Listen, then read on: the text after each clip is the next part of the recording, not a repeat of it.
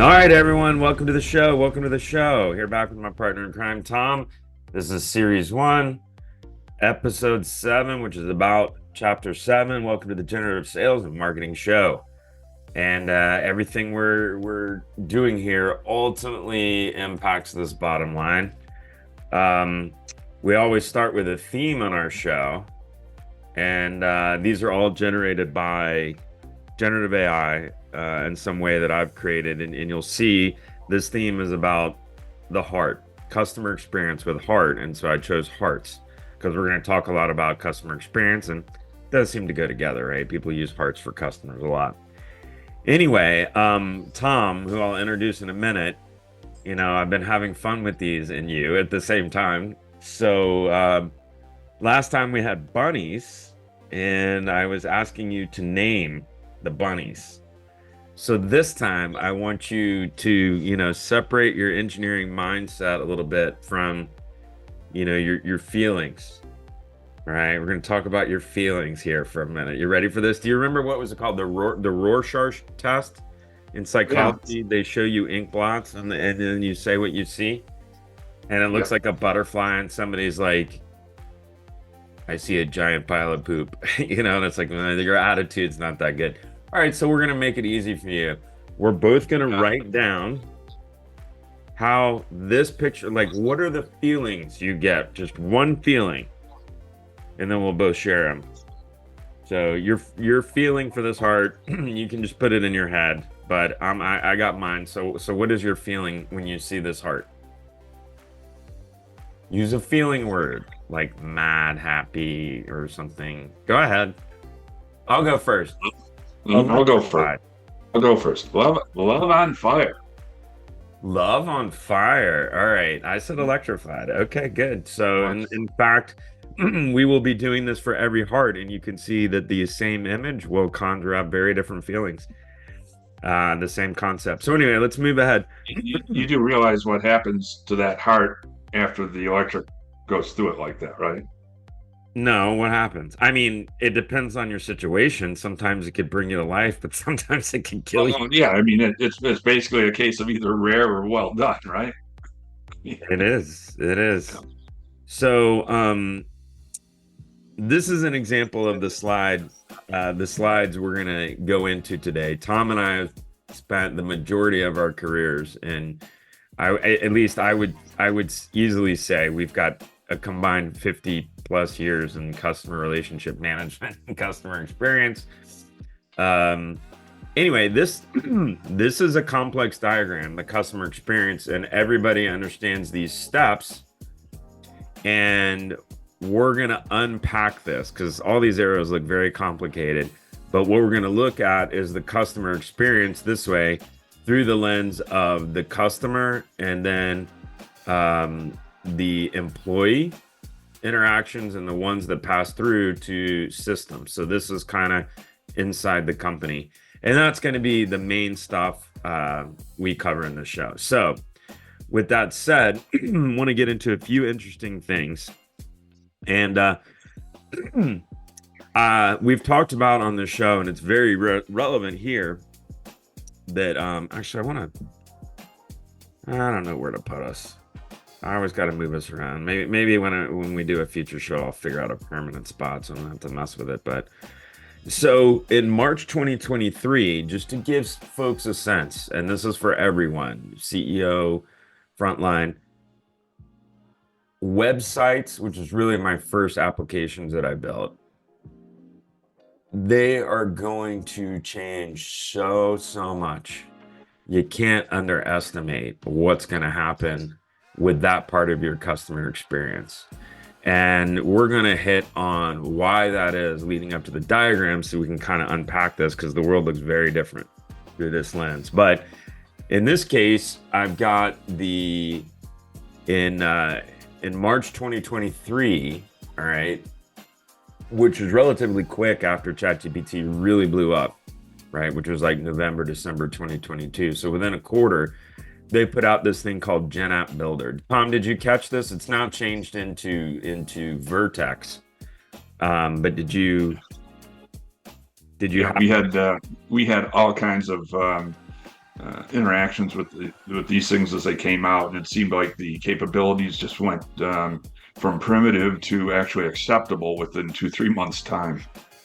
Yeah, yeah. And so what I did, hang on, I had another, what did I do with these? Oh, they're under here now. My bad. And initially, the first ones that came out, we were a little harsh with or critical of, only because they were a bit primitive at that moment in time. They caught up quickly. Yeah, I'm gonna bring up an example. So, a year plus later, here's where they were starting, and when we look at what I just did with my magic pen, I swear I just was using it, right? That's not it, that's not it, that's not it. Holy moly. It was like literally just in my hand. I feel like it's on my body somewhere. Nice. Good job, Adam. Oh, here it is. Got it. That was weird. In any event, so when you've done, software go-to-market stuff like we have a lot, you end up looking at like this is an ad from Google, and it uses the example of Symbol Bikes, and it shows people with Gen App Builder, which was basically a low code or no code way to quickly build apps that combine foundation models, conversations, and search. So when they go to market, they're saying the most important thing, the most important capabilities that we're going to provide is combining these three into low code so you can build something valuable in minutes, right? And so what they show is they show this web app of Symbol Bikes, and then they say this is what you can build. So they put the chatbot, excuse me, they put the chatbot on the website, and this is a use case for a customer going to the Symbol Bikes website and saying what it says. I'm getting into this, but I need a bike for that I can also commute because I live in New York. All right. And then what it goes on to show is it'll answer questions from a specific domain. It'll allow you to navigate to relevant content. You can get multimodal inputs and responses. So in the demo, they actually say, this is what my current bike looks like. I just took a picture, and in the background, Google figures out what bike it is and compares it to the one they're buying, which would be a pretty advanced use case. But that's enabled Gen AI responses, and you've got summarization. It'll remember your conversations. You'll be able to book time. You'll be able to place orders. And when you watch through this, it's like, okay, Google owns a lot of real estate between what somebody needs in their mind and getting to your website to buy something. They're the giants, right? When they go here, the world of websites changes. It just changes everything. So we're going to get more and more into this, but real quick, we'll move on. That's like the 2-minute preview of the show, what's upcoming. Again, we're going to talk a lot about user experience, customer journey kind of stuff in this show. With that said, I always dedicate the book and the show to my daughter, Emma, who I teach generative AI to. One of the reasons for the passion around the book and the show is that she is going to be in a different business world, a different world when she graduates or even goes to college in 7 years. And yeah, it's hopefully helps everyone cross the chasm with less challenges. And Tom, you had just sent me an article too. It was from Vox. And you were talking about, where is it? Oh, come on. How did I get there in my what is going on? Right? It was from Vox, and it was talking about the Zoom cashier. Yes, yes. So in New York, instead of having a person be behind the counter, they've got At a restaurant, yeah. yeah, at a restaurant, you walk in, you're greeted by a big screen with someone live on the other end who happens to be in the Philippines. That person makes about $1 an hour in the Philippines, and They greet you in English, ask you how you're doing and how, if they can help you with your order. They even attempt to upsell you and other things on your order. And you interact with the screen.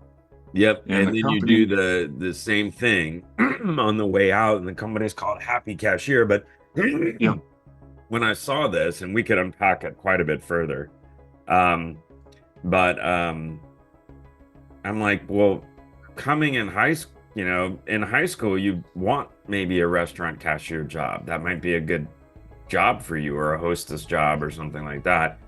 Well, or certainly as you get in college. I don't know if you can work in a bar and restaurant if you're under 18. I don't know. But um, I'm like, where is she gonna be by the time she gets to college? And that example just hit home for me. So we'll keep going here. All right, Tom, this one's for you. What did the tomato parent say to its? I asked ChatGPT this to see. Do you know this? I no, also had it create a Pixar quality cartoon of a tomato parent and child behind walking through a salad forest. Okay. Did a pretty good job right off the bat. I had to you iterate do once. realize. Oh, okay. All right, What? go on. Is that Lederhosen? Does this tomato have on Lederhosen? What is that? So this is a joke that like I knew, but I was curious if it was gonna get it, and it did. Yeah, okay. I What did mean, the tomato parent say to at its the end, they're parent? both basically at the end they're both going to get stomped into pulp. You always bring this positive outlook, man.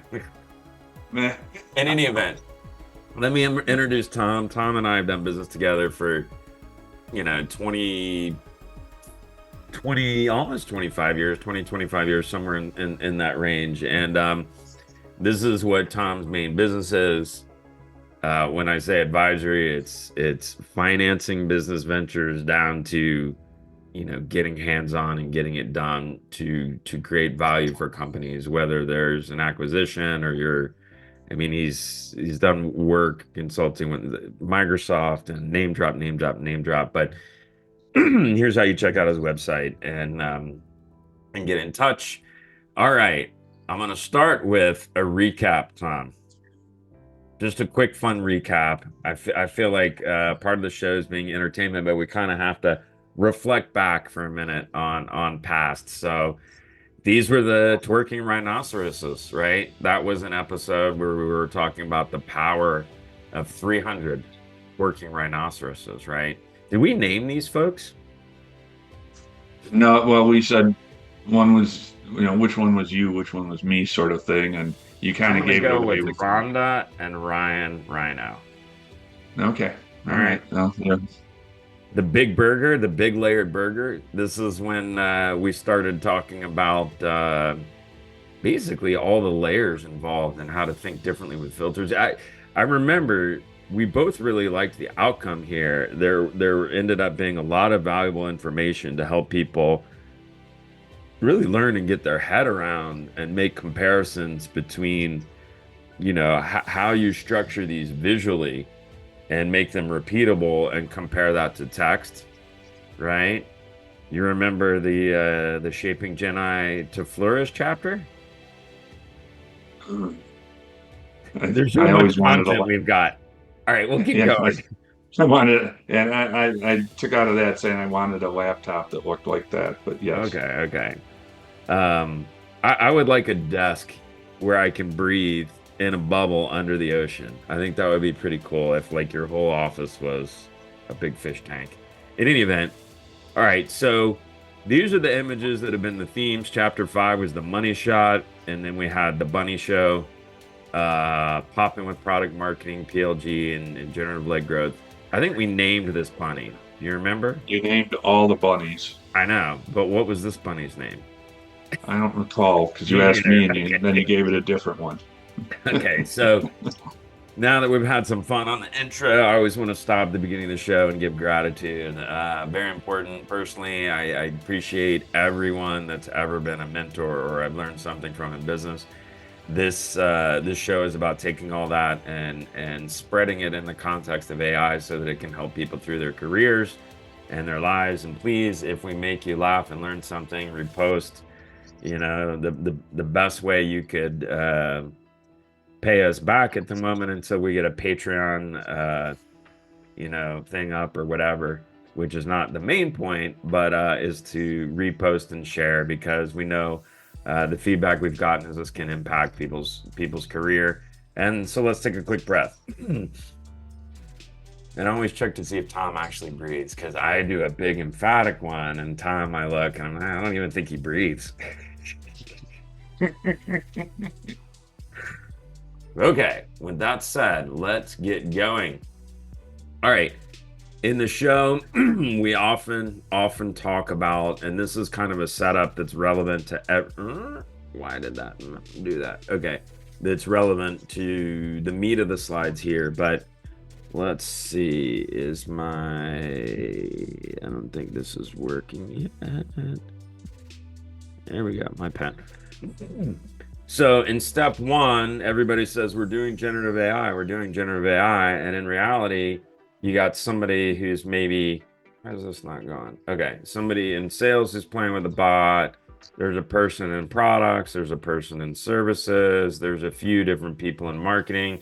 And right now there's this kind of one-off, I'm using it by myself, and that person who's using it by themselves absolutely can get 10x or more productivity, and that's valuable. But at some point along the way, you're going to realize the next step of that is I want to automate 3 people or 5 people, or you begin to take what this person's doing and you say, how do you coordinate it with other Yeah, areas? let's orchestrate and coordinate it versus automate all of it. And Yes. that's step 10. And this is, and the spaces here don't mean anything, just that's how I organize it. But this is a list of 42 different topics, which is, I was looking and studying, this person says there's this best practice for prompting and that best practice. And I'm always, I always challenge when somebody says best practice, because it's overused. And I think there's just a lot of people out there that do it once and they get a good result and they're like, oh, that's a best practice. That's not a best practice. So my little filter for whether you're here or here is that your team understands what this stuff is. And certainly your leader does. All right. These are all the things you're going to have to think through to get here. You might qualify them out, right? In any event, so again, Tom and I have worked together forever as partners, but this is my focus. You can see we got a lot of overlap. And now let's jump right into the episode overview. So, Tom, how does this heart make you feel? And can you guess what the main input was for me to get that heart shape? You How does it asked a make you lot feel? there. How does it make Yeah, you you feel? asked a it looks more like a bird, okay? A metallic Bird. bird with glasses instead of eyes, a beak. Oh, I see now. This is the beak, Yes, and yes, the bird yeah, has these glasses. Okay. yes. And I was expecting to say that it was some futuristic version of the Fly, um, if you recall the Jeff Goldblum movie of many years Yeah, ago. this is supposed to be a wing, by the way. It's kind of, it makes it look like a fly more than a. Anyway, I Anyway, get it so now. yeah, So how does it make you feel? it makes me feel like food. Um, Do you mean hungry? You don't actually feel food unless you're feeling. no, it produces a sense of fear in that I am food for Oh, something that's oh, looking at yes. me. It makes you feel scared, like this. Yeah, like Jeff Goldblum is going to come eat you. Something like to that effect, yes. And that is a Interesting. scary thought that way, yes. So it's a scary heart shape that looks more like a bird. I didn't see the bird before. See the Rochor Yeah, I mean the first thing was it's a predator. predator. So Tom felt scared, and since I made this, I would say, uh,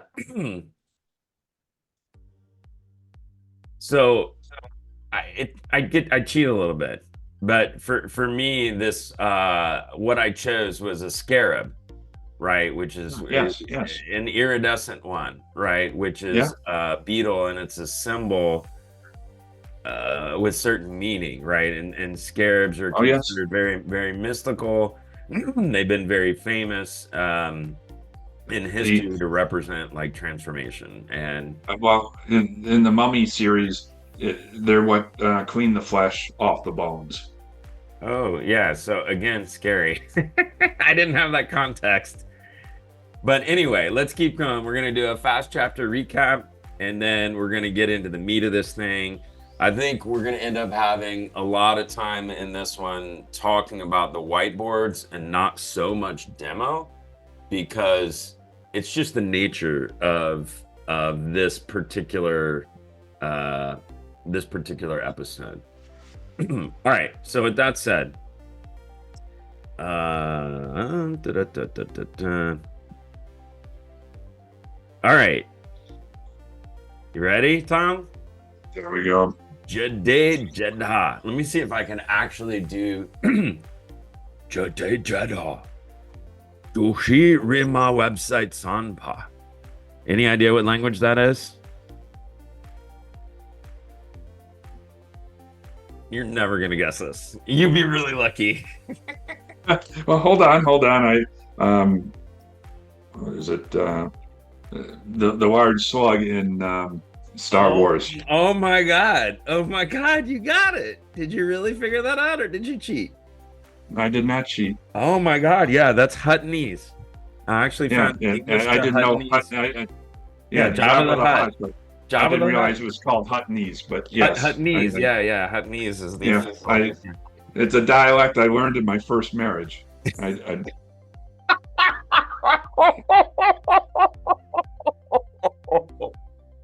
Oh my God. Oh my God. Okay.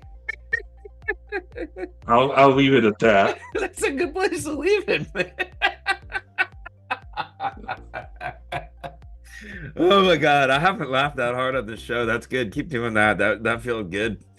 So Yeah, I'm just gonna say I paid for the privilege to laugh about it. Yes, and in your case, for people watching this, it means something. You're gonna get something for free. well, you know what? I think both men and women in our audience, there'll be about 50% of them, because half of Americans end up in divorce at some point. So probably Yes. 50% of them will understand what you mean. Usually the two sides don't like each other for a while. Sometimes that lingers. In any event, that actually means, according to this Huttonese to English translator, that there is a free book download at my website. Thank you. It's actually, see, at my website, Sanpa is thank you in Huttonese, apparently. You do realize that the some more modernized version of Java appearing there might you know might be something you want to put in as an image as well too after. But Okay. Okay. Well, it's yeah. yeah. All right. Anyway, So please connect with us, all the stuff but mainly we want to go on the journey with you. So reach out to us. The main points of this show: help business leaders improve generative AI outcomes at the business level, at the technical level, and then we want to do it together. It's not going to be easy. It's going to be fast. It's going to have a huge impact. But we really want to have people engage on this show. I've started to get questions sent in by audience, and we'll probably be incorporating those soon. So thank you for those. Now, the sweet spot, if you've seen the show before, this is all repetitive, but these three groups all have to figure out at some point how to work together on generative AI. We're going to spend a lot of time on how that represents the customer experience in this show.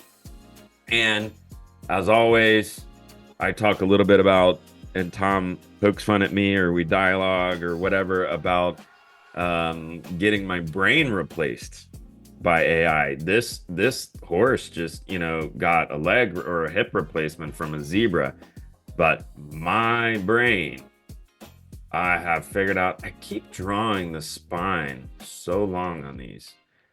is like it's a bot.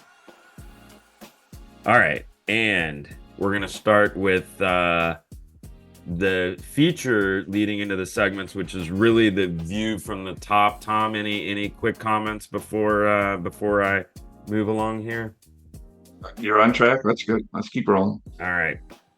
So this featured segment we call the GEO point of view, and by GEO, it's it's a crack or an extension of the CEO, obviously, or the CRO, or whoever's leading the company, but there's got to be this view from the top through a generative lens, right? And that's actually what this visual is trying to express, right?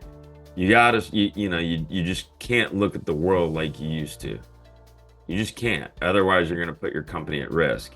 And so again, we're going to get into these diagrams like I showed at the beginning. This is part 2. So I go 1, 2, 3, 4. But in the GEO mindset, the thing to keep in mind is like everything you knew here changes, right? Because whether this is your software product or your product or service presented through software, right? The customer is engaging with you here, and sometimes it goes through that app, to a human or some other process or some other app. But this, when generative AI gets built into this as its first class citizen or the main foundational way of seeing the world of customer interactions, is different. All right. And so this example, we just talked about this, right? Yes. Yeah, we just talked about this. So this is an example of what we were talking about.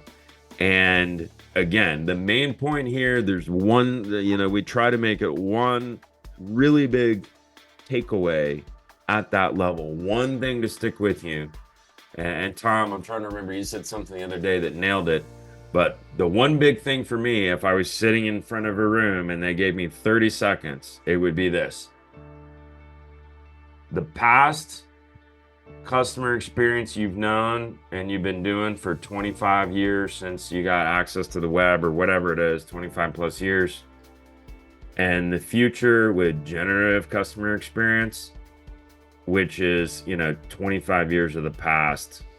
I already said past, sorry. And this is the future. This should not be underestimated.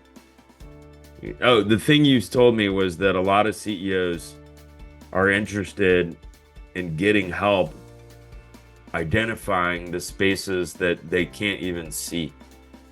That's what keeps them up at night, is they're doing something and they're not aware of something they need to be. They can't see something, right? You remember that story? Yeah, we talked about it. It's generally when they look for outside expertise or they look for outside consulting, it's tell me something they don't already know. The stuff they're doing, they generally feel that they understand that, or that people can understand that, and they somehow can buy it or deal with it. What concerns them is the stuff they're not thinking about, talking about, or built any capability with, that suddenly their competitor does to them. Yep. So we got about 10 minutes. Again, folks, we are deciding on more permanent conference features, so consider this an ad for Zoom. All right, Tom, let's keep going. We've got the next slide here. So, Oh man, how does this heart make you feel? this is what I've seen at without the thing in the middle. I've seen this very recently at a funeral. Where the flowers are disappearing, or the heart shape was The made heart of shape flowers? with very similar type of flowers, Oh, with wow. obviously without the thing in the middle. Wow. The disappearing is So you went grief. You went to this reminds me of grief. I just came from a service where Wow. this was hard I to didn't ignore. expect that. It's amazing what an image can do to change the feelings that a human Instantly. has inside. And what Instantly. about, yeah, instantly, right? And what about Yeah. this when you add that in there? Because Uh, basically, that's that's distracting. It didn't take away from the overall image or the overall feeling at all. all right, but does it? when you zone in on it, this just gives you a feeling of what's weird, what WTF is that doing in there? Yeah. Yeah, yeah, yeah. So for me, again, I cheated a little bit, but I wanted to add some, some type of magic energy coming off the flowers. But I wanted the heart It to. looks like decomposition to me. Yeah, yeah, I could see that. Yeah, especially with the green here, it looks like it looks like some of the stuff I pulled out of the Tupperware in my fridge. Actually, that's growing, but yeah. Yeah, but Yeah. it's in that color. And then this thing, Neat. obviously I asked it to do something with energy or AI, right? And that's what it did. So to me, it was like I went from beautiful, I felt like I was looking at something beautiful to looking at something weird to and to me visually this was just radically different. So yeah, that to me was just like, why is this energy like taking over the heart? And is that what's causing this growth or decay? I don't know. That's why I interpret it now. That's the first time I thought about it that way. So it makes sense. In any event, we are always dedicating a show to Suno right now because we think that it's just one of the greatest innovations there is. And I even feel sometimes that we're lagging to get to the main point of the show, which is the book and the demo and the whiteboarding and all that. But in this case, I thought it would, you know, in this topic, it would make sense to actually take a moment to break Suno down visually a little bit more because this is just a media output, right? Like any other media output. And when you go to Suno,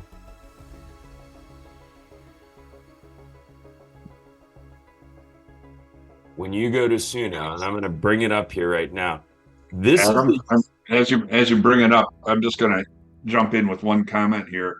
This is what AI powered apps are going to look like here in the near future. This is a yeah. very, very distinct example that almost anyone can use, and it just revolutionizes the domains that it covers. So, with that being said, I'll let you continue. No, I think that's the point is when it comes to design thinking about products, creating new ideas, new software products, new ventures. Most of my careers has been there, but Suno puts Gen AI in the middle of the user experience. Obviously, there's some search output here too, but when you create music, it's categorizing and adding meta tags. And like, this particular song, it gave input about J hip hop, strong bass line, BPM 90, male singer. And in the background, if I go back to this, back to this. All right. Again, that's the screen. You see, people Urdu jazz wave that didn't exist. And probably until, I mean, maybe it did. I certainly never heard of it till Suno. And if you were looking at the language models underneath, right? So this is the UI, and we'll create one. But I want to talk about how they've decomposed the back end. And to decompose as somebody who's been a musician and plays multiple instruments and all that stuff, you have these different ingredients in music, and people say, there's exceptions to instruments that don't have 7 notes, but it's C, D, E, F, G, A, B, right? Those are not minors. That's the major scale, do, re, mi, fa, sol, la, ti, do kind of stuff. And so what they had to have done is taught each one of these elements, whatever their taxonomy of elements was. And you could come up with this taxonomy for video. As you see, we've done it with graphics here. In our little bot army, we continue to test and all that. But once you know the pieces, and in the case of music, that's that's one person's view, right? So they're taking this stuff into account, and somebody who creates a quality output song, just the song structure, just figuring out what a good hook is, words that are relatable to people, stories that are relatable to people, that's a big part of it. So there's also the lyrics, and then you've got to figure out the human voice, which they do. And then the sheer volume of instruments, you can name any instrument you want. So I just pulled out, you know what this is on the right. It's a classical orchestra. So to make the point, let's keep something simple. All right. But thinking through this design as a design thinking exercise will help you do a better job, because it's going to get you to think in a different direction when you're designing your own generative AI app. I see that 100%. And so let's, before we get into the chapters, and again, this is relevant, very relevant to the book. So, song description, Tom, let's see. These are some of my songs here. I know you've got a good list. Oh, there's one called Holy Shit. That one my daughter made. I have about 40 workout tapes. Yeah. Tapes is the wrong word. Again, dating me from the I 90s. wanna. You gotta send me a playlist then. We got a couple of minutes left, so we'll before we have to, check with our sponsor. But let's see what we can do. I want a blues song about I want a blues song featuring harmonica and piccolo. Okay? About the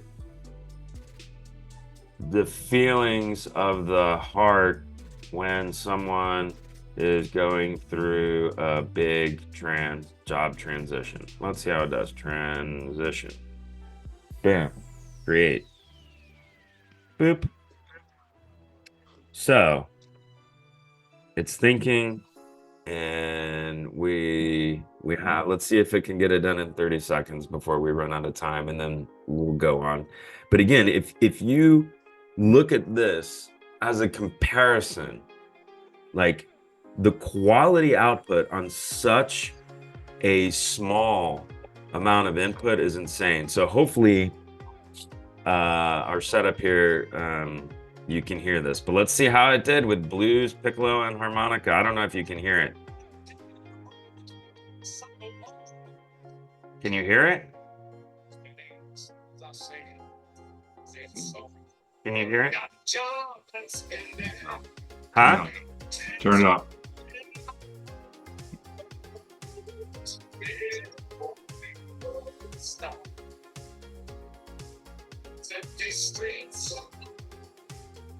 It's gibberish here at the moment, Adam. So, Huh? it's coming across as gibberish. All right. I like that one better. There we go. It didn't quite get the whole piccolo thing. Anyway, we'll be back in a moment, folks. All right, so let's move along. Fast chapter recap. Again, one of the reasons about starting to break out these sponsors is we want to find, relevant content and make it so anything we promote is actually real content. So it kind of builds a demo in and design thinking. But chapter 1, we talked about these things. This is the fast chapter walkthrough. I'm gonna put yeah, that's fine. I hate when my little pen thing goes away. I wish it could be permanent. So we talked about this stuff. Here's an example slide where we talked about volume migration in that chapter. This chapter used my daughter's drawing as an example and taught her to build a production, like professional quality illustration. She learned how to do that in minutes. And basically, it was teaching her to expand her prompt and iterate. Okay. In this chapter, here's the stuff we talked about. and got into a lot of use cases about how sales and marketing are going to change. Here was an example. One of my favorite docs is about building our quality curated small language model and having that mix with the large language model, whether it's Google Vertex or whatever. And Claude, ChatGPT, which is what we mostly use. And then these folks can make requests for output over here. Done it at scale personally. In chapter 4, we talked about my specific experiences. We also talked about changes in budgets. I think that was this chapter 5. I think I have those slides mixed up. And yeah, I have an extra one in there. So changes to sales and marketing. We dove into how all this content and product and media operates around Gen AI and where the customer sits here. We talked about messaging. We unpacked go to market. And that's the quick recap. So segment 1 is brought to you by this heart. Tom, how does this heart make you feel? Oh, this is the anthropomorphic view of the Earth is a Are you thinking opening it's of something for me. exploding? The Earth is exploding? No, the Uh, anthropomorphic view. You're making the Earth look welcoming, make it look like humanity is an important part of it, and it's the human view of the Earth, right? wow. Okay. As opposed to a Darwinian view of the Earth. I guess somebody out there might think that this is, the Darwinian side or something, but yeah, for me it was definitely a feeling of loving the earth and mankind, you know. And I think that was basically, just a heart shape. If you just saw a picture of the earth, it's a circle, your feeling would be okay. It's a beautiful shot, that's normal. If you saw the earth in this context and it was a square, you'd be a little like, that's weird. It's a square earth, but that's cool. Okay.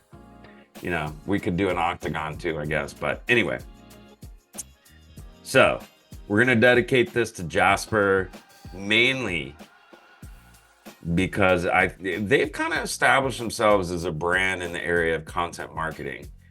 And I started talking to them about some partnership stuff.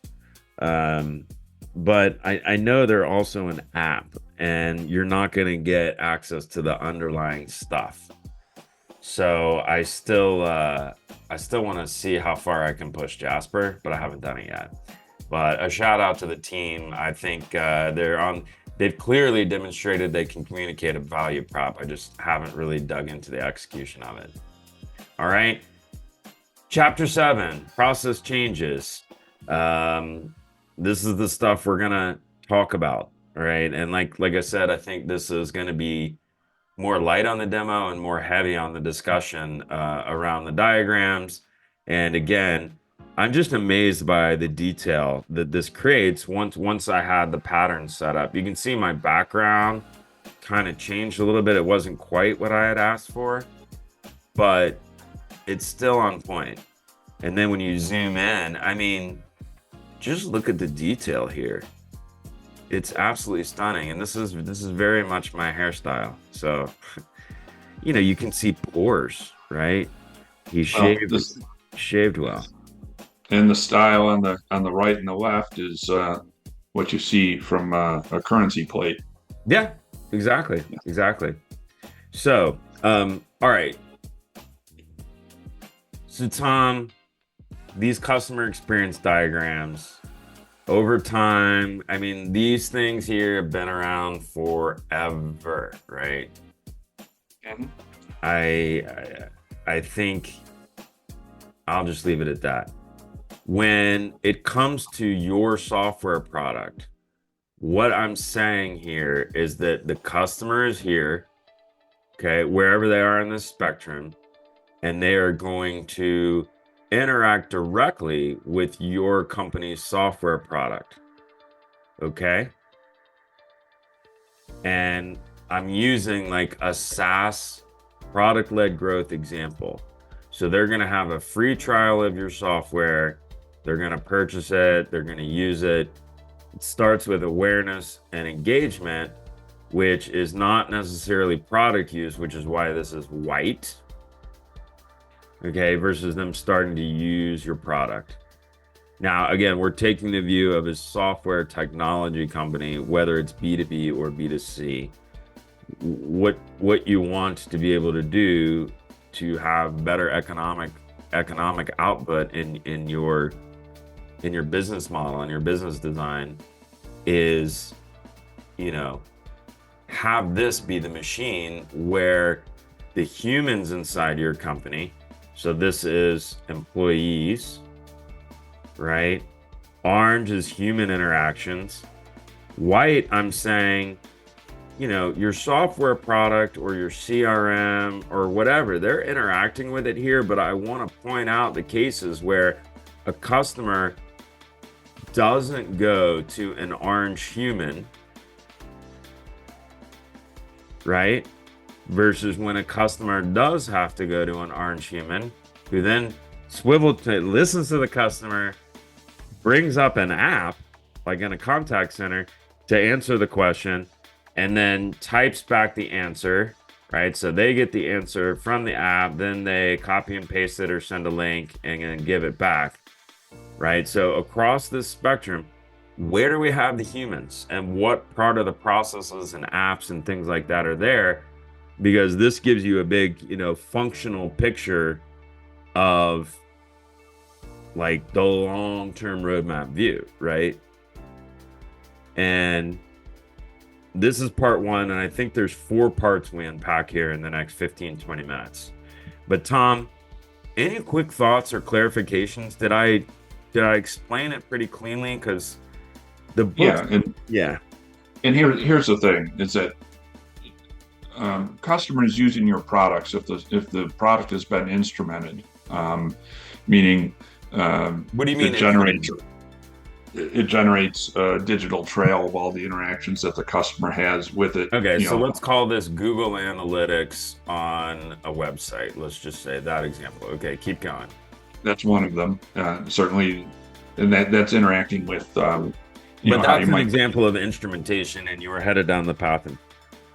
Yes, if the instrumentation is built into your product, then as people use the product or interact with it, that also generates a digital trail of everything that they've done. Okay. And that concept's been around a while, and there's big vendors out there like Segment who, you know, and of course CRM with your interaction history, but keep going. Yeah. So the Segments and the Pendos of the world, while that immediate instrumentation of your products, and they generate a huge amount of data, and then their apps then typically try to interpret that data because humans can't. Okay, it's just too much, and then that typically goes back to humans to figure out to do something with it. Okay. Yeah. Yep. And so there's several layers there of capture, transformation, and then pushing it back through different layers of as you evolve this stuff, there's even more human interaction because you're trying to get to the next generation of whatever this does and whatever this does. But keep going.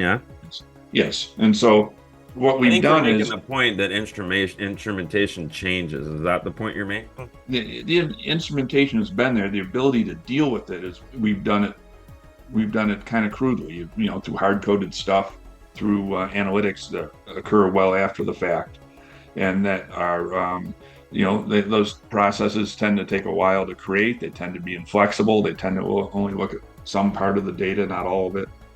And it's, most of that data lies fallow, so to speak. You don't get near what you should out of it. And even in big B2C companies versus smaller B2B software companies, you think? Any of them, but only because there's many places there where it just takes too long to change the analytical model. I would venture to say if you're an AI first company, you probably do this, much better. But keep going. Well, exactly, and I was not including the AI. Yeah. I know. I'm just pointing it out for our listeners, our audience who love you guys. And moving to an AI first mode in this area Um, what you should see, not what you should see, is a dramatic shrinking of development times for predictive models or analytical type Oh, models or analytical sorry. type applications. They look more like generative AI apps with some application structure around them. And what you're doing is you're taking the human out of um, just updating the CRM system. Yeah. You know, where you're trying to say, okay, now that this either raw data has come from somewhere, or maybe there's some insights gained through a segment or pendo. Generally, it's still mitigated by even if it's automated into CRM, you still have to have some humans there doing something with it to make some Yep. sense of it. This is the human. Yep. All right. So let's And go to part. Oh, sorry. yeah, and so where the opportunities are here is to have the software product um, generate data, which is then uh, interpreted or reduced or analyzed, um, maybe through existing means if you already have them, maybe through some with AI. But whatever the results of that is, then to have AI on top of that again, be able to interact directly with the people using the software product as Without well a as human. sales without the human, Yeah. and to feed the CRM and also to feed the humans as necessary. But Yep. the idea is that the system generates those types of responses or interactions non-mediated by people in the middle, and it can do it consistently and for all the interactions where you want that to occur, not just the few that you pick out that you're going to concentrate at this moment or another. Yep. And the difference that it makes in terms of, in the product-led growth areas, where we've had several of our customers do this substantially, it's just a Yeah. tremendous. So diagrammatically, what you're saying is that, and I think it might be a little bit of an add-on, but in this process of becoming a generative organization, we're looking to reduce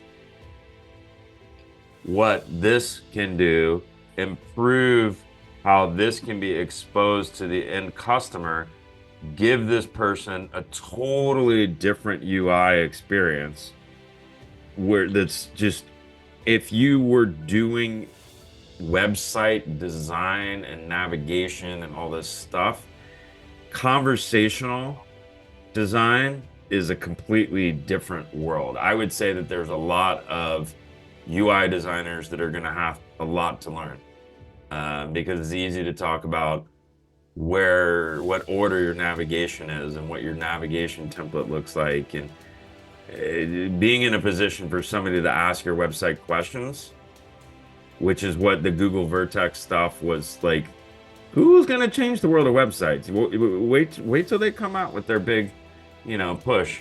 But what you're saying is, as the generative AI gets pushed, these roles change.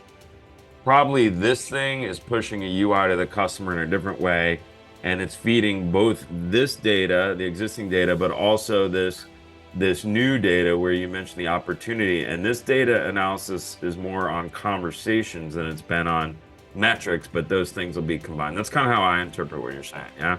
Well, yes, and it'll be done in real time or close to real time. Yeah. Yeah. So it's not like you're getting a report afterwards saying, hey, at the end of the day, at the end of the week, these things went well, these things didn't. Yeah. And then maybe what should we do about them? It's as they interact with them, how can we adjust that or Yeah, influence yeah, that yeah. or Then respond? that's the normal, job process, right? The software development lifecycle. Yep. Okay. So in part two, what I want to just, and this is a build because it's a complicated diagram, right? But I just want to give an example of like engagement. This is a website, so A is a website form fill, right? And B might be that a salesperson, actually I should probably have this. The customer requests a proposal or a quote. They go back to the CRM system, right? and they get the quote and then they email it to this person, or maybe the system emails it, but you get the point. There's a human in the middle doing an activity, right? And so when you see these arrows now, they're representative. I don't have an arrow for every one of your own company's thing. With this is just giving an example. So let's move on to the next one. Actually, this represents the orange people in the middle. And I asked OpenAI to draw a really funny picture of a salesperson working their butt off, and this is what I got. I didn't give it much to go on, but apparently this is what it looks like when you have a picture of a funny person. This is the salesperson working their butt off. And I agree. They got a lot of fruit in the air. As opposed to irons in the fire or spinning plates, they got a lot of fruit in the air. Our last joke about irons in the fire had him out on the golf course. So it's Yeah. What I love about this is the style of the pocket square matching this. And this is kind of a clown circusy thing. But then in here, what is that? That looks like your shirt. It looks like a little Hawaiian action going. Anyway, salesperson working their butt off. I'm gonna sign it. Hopefully we'll see it in the Louvre one day.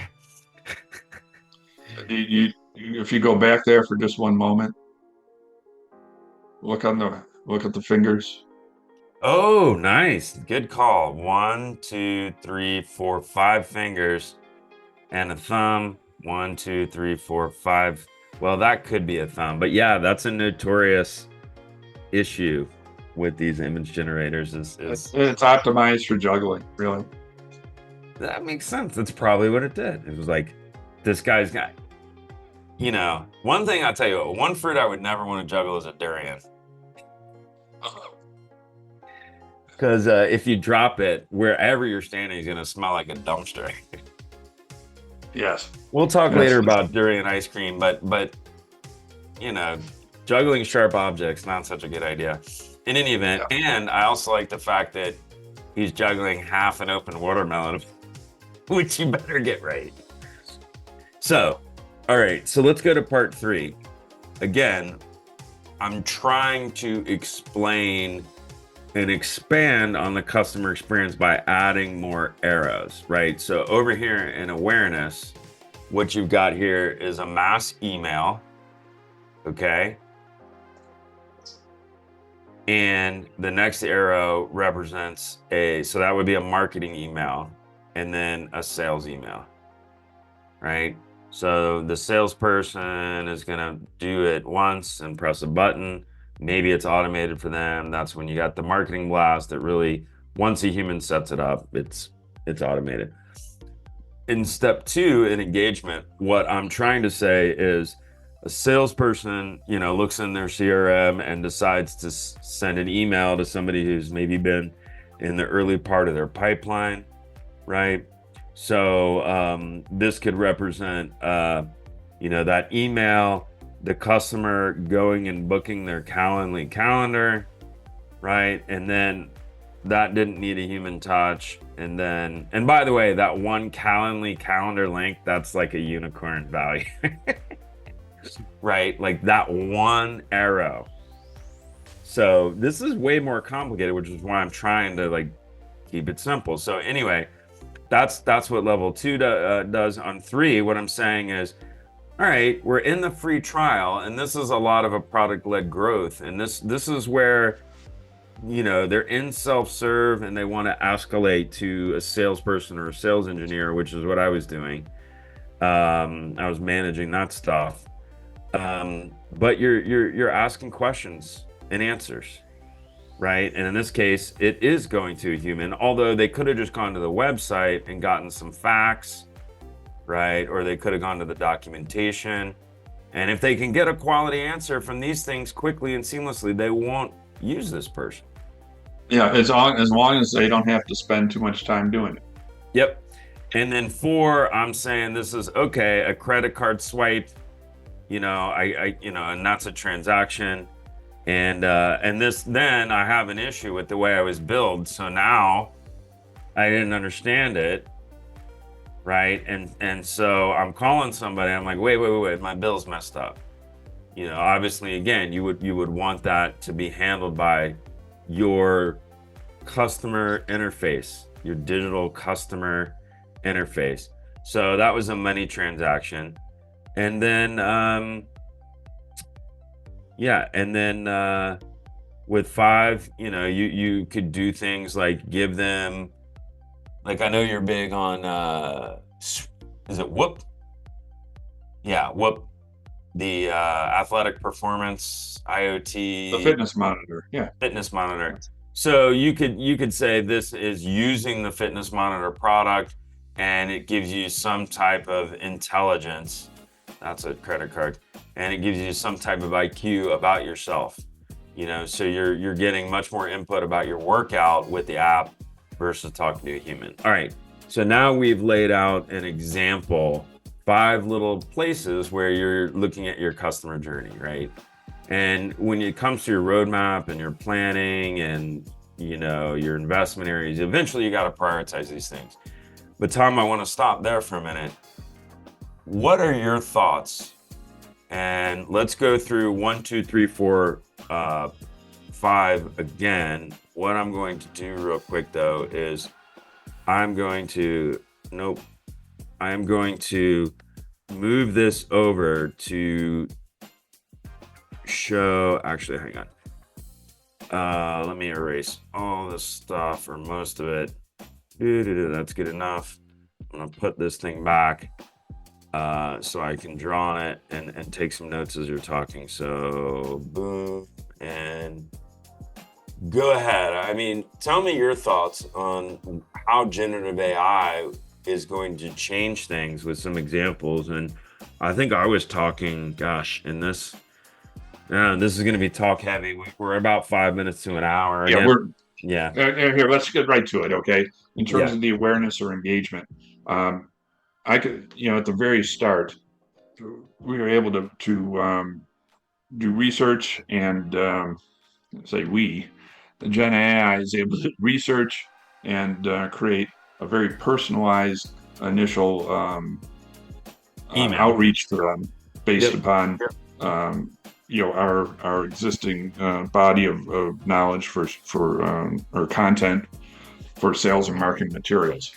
And so instead of the sales guy or the sales development rep or business development rep doing that research and whatever it takes to put that together properly, which if you put it together is a lot more effect than if you just blast it out there and hope. And so, that time, and I wouldn't call it a time sink, because if you don't do it, people aren't effective. But you can end up with very, very personalized things right at the beginning, generated from AI at the get-go. Okay, so there's a huge, you can do that at scale as well. So at scale, right. and that's the thing. So right away we get the personalization and the engagement. Almost immediately, people can interact with, with the bot without having to, put the sales guy on the phone. Which oftentimes, there's some attraction to that, especially if they don't. The fact is, I mean, and people who are real honest with themselves in B2B sales know this. If they've been around, it was like 2011 where Google and Gartner, or I don't know, Google and Accenture, somebody put out a report that for sure, definitely in the B2C cycle, but even in the B2B cycle, like 50% of the sales cycle is done before they talk to a rep. And now 10, 15 years later, unless you're talking about the biggest custom kind of apps and things like that, where there's so much complexity, like a whole enterprise solution over 3 years, right? That's what you're saying. Well, yes. And so let's focus on just that for a moment. In order to better enable that isn't to put more pages in your website and to throw thicker documentation at people. You want to be able to help guide them through their questions, answer their questions, and then help guide them through the rest, which Gen AI does wonderfully. Okay, and it can do it at scale. And that sort of interaction. Very few companies could afford to hire and train and keep those type people and make them available for potentially for folks in the sales process. Yeah. But if you're the customer And 50% of that time is, time you're doing the research or other things. The ones that give them the answers that they want and help them with their decision process efficiently, Yeah. okay? People are going to gravitate towards those as much as, Oh, yeah. you may or may not have a superior product, but if you have a superior way to answer that, you're going to get more business. Yeah, and you can And always have this. So if we assume generative AI is the default UI, there can always be a button that says, like to talk to a salesperson to clarify this, of right? course, and And they come then, back with the full engagement of what's going on today. yep. And then we're seeing things like, Vertex has already built-in capabilities where you can ask to pay for something, Yes. and then we Yeah. really need this whole layer of intel that is not just about metrics and it's not an event stream of this got clicked and that got clicked. It's an event stream where every event is part of a conversation, right? So these things change very drastically. And now at this high level, I'm just saying this can get complicated. Well, there's a lot more engagement is really what's going on, and it's a high quality engagement.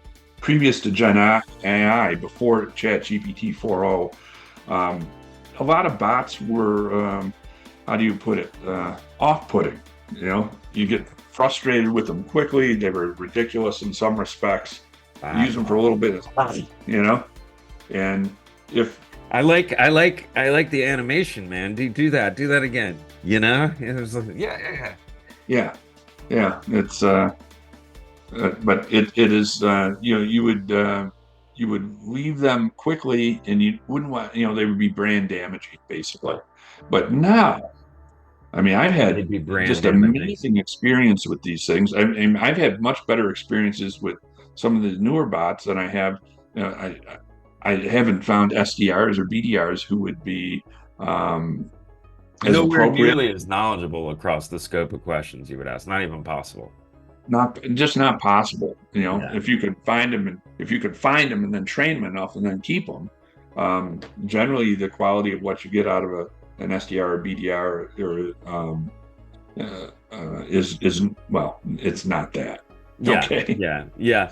And so one of the main points I want to make here, though, is if this is the human interactions, and I'm specifically putting a lighter thing on here. You could read it and pause, or you can download the book, but this is a lot of where generative AI is going to fit here, right? And so to me, the idea is as you're doing your analysis across the customer journey, anywhere you've got arrows coming to a human, you're gonna want to see if you can move those arrows into a generative UI so that the customer has a more frictionless experience. And then anywhere you've got systems where it could connect to yep, sponsored by Zoom. We're still figuring out which conference thing we're gonna use. So we got 10 minutes, which I actually like this. Yeah. Uh, And let me just a quick Wait, wait, let example. me make the last point. Hold that. Is that when Okay. you can expose these to generative UI, now what you end up with is all the interactions with your generative app. And what's back here is, you know, sales materials, knowledge base, documentation, customer portal, billing portal, right? But I can navigate all that. Some people may want to navigate it with the old apps, but like when I pay my monthly, you know, housing costs, honestly, I'd rather just, send a chat to a certain number on my phone and be like, hey, I'm ready to pay my bill. And then it sends me a link to a chat bot, to a generative bot. And it's like, hey, I understand you want to pay your bill. Do you want to use the last credit card on file? And I'm like, yeah, what's the amount? Okay, we're good.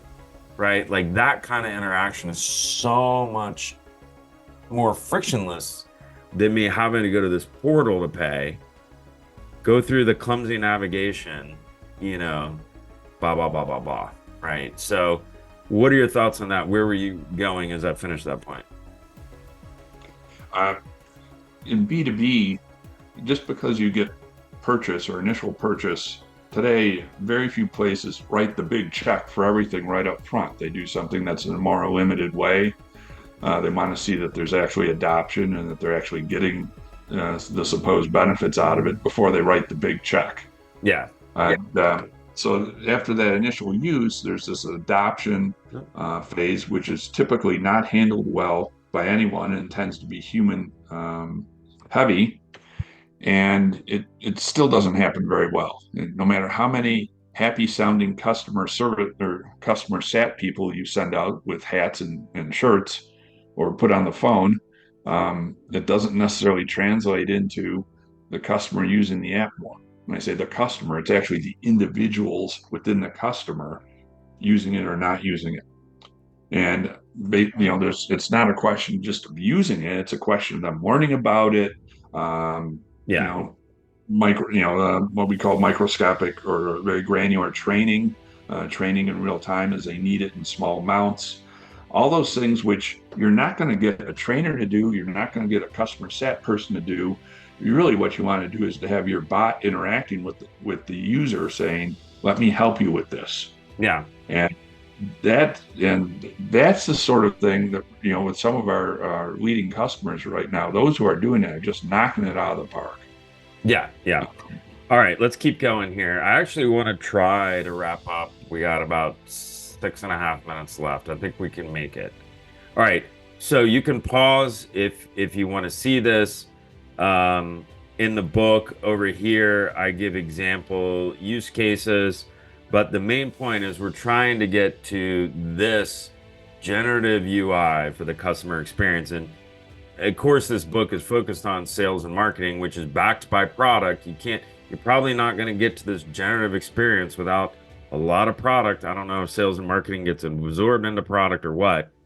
But when it comes to any kind of content and any kind of customer inquiry and any type of human interaction, the game has changed. All right. And so that's the main point. With that said, we're going to hustle for the next 6 minutes. Tom, libre libros el tu Gmail website. Tengo. Any idea? No.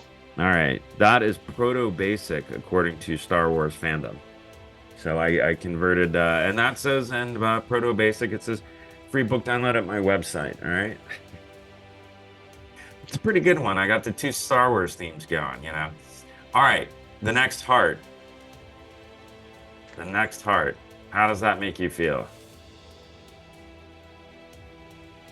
You got It's spring. It's springtime. springy. It's growth. Yeah, growth. Hummingbirds are kind of magical and beautiful. Spring growth. Yeah, that's how it feels to me. Amazing that these hearts or they all communicate heart shape, and then yeah, growth, lightness, kind of happy. You know, you get that little Disney feeling from these little pretty iridescent green things. All right, and we're gonna dedicate this whiteboard segment. Oh, I forgot the whiteboard diagram. Oh man, how did I do that? In any event, this is Perplexity. Big shout out to the engineers over there. Wonderful product, and we're gonna wrap it up. Again, it seems we're drawn, you know, different shows, the segments. Even though we try to make it consistent, sometimes they pop around a little bit. So I still like showing off, you know, the graphics and the fun parts, even though the segments are more intermixed now. Anyway, I think the big, again, CX versus Gen I consideration, and then I'm trying to quickly, you know, shut the show down, but is the old CX and UI. Let's call it a graphical user interface instead of just these. So whether you call it a UI, you know, this is the old CX. We really got to look and customer journey. And hopefully after we went through that, you will see there is now a generative CX, which has what I'll call a generative UI. Very different Which design flow. which encourages customer interaction and iteration Yep. and Yep. leads them makes recommendation and leads them, obviously biased in favor of your offerings. Yep. All right. We're getting down to 3 minutes here, and I think we're gonna make it. I think we're gonna make it. So that's the main point. And I think that's the main point we've made through this show. At least we've tried to. And the next segment, which we're not gonna do a demo this time, but Tom, feeling Ah, reality. the mechanical heart, Mechanical heart. Yeah, or definitely. the electronically paced heart. Definitely kind We of have customers who do this. a hard robotic kind of, I feel like it's a shielded, protected heart, Yeah, maybe. and we have customers who actually do this. Yeah, actually, I was gonna say, um, some of them, share X-rays of their heart at the beginning of the meeting, right? And they're like, before you think this meeting is gonna go good, I want to show you a picture of my steel heart plate. In any event, all right, and so wanted to also give a shout out, and these are basically placeholders as we're figuring out advertising, and we want to do like real kind of good quality stuff here promotionally. But again, amazing product, stable diffusion, that kind of stuff. Wow. Shout out to the engineering team. If you want to ask my book a question, here you go. That's weird. Why did it do it like that? And we'll close up. We got a minute, 30 seconds or so. Tom, that's been the show. So this is the wrap. What do you think? Customer experience with heart. How'd we do? We're getting there. All We're getting right. there. All Yes, right. we're getting there. So how does this heart make you feel? Makes me feel like we're done. Really? Yeah, it's a nice way to close. It makes me feel like I created something my daughter would like. Because the pink and purple, right? It's kind of It's something that you can leave with and people feel good about. yeah, but this does look like penicillin, like what you find growing on oranges, which is a little weird. This looks like I mean, at first, like, ooh, it's fluffy, but then when you kind of zoom in, that's some thick carpet. Or I don't know, it doesn't really look inviting, like you'd hug it. Yeah, but it's health. It could be healthy gray matter too. All right, all right. And then clearly you've got some magic on the right side of the heart. So I guess that depends. Is there a left-hearted or a right-hearted? Like just like there is a left brain versus a right brain? We're gonna Yeah, close but on this comment because we're about to there get there are, but the heart has a slightly more anatomical shape than this. all right, man. Yes. Peace out, everyone. Take care.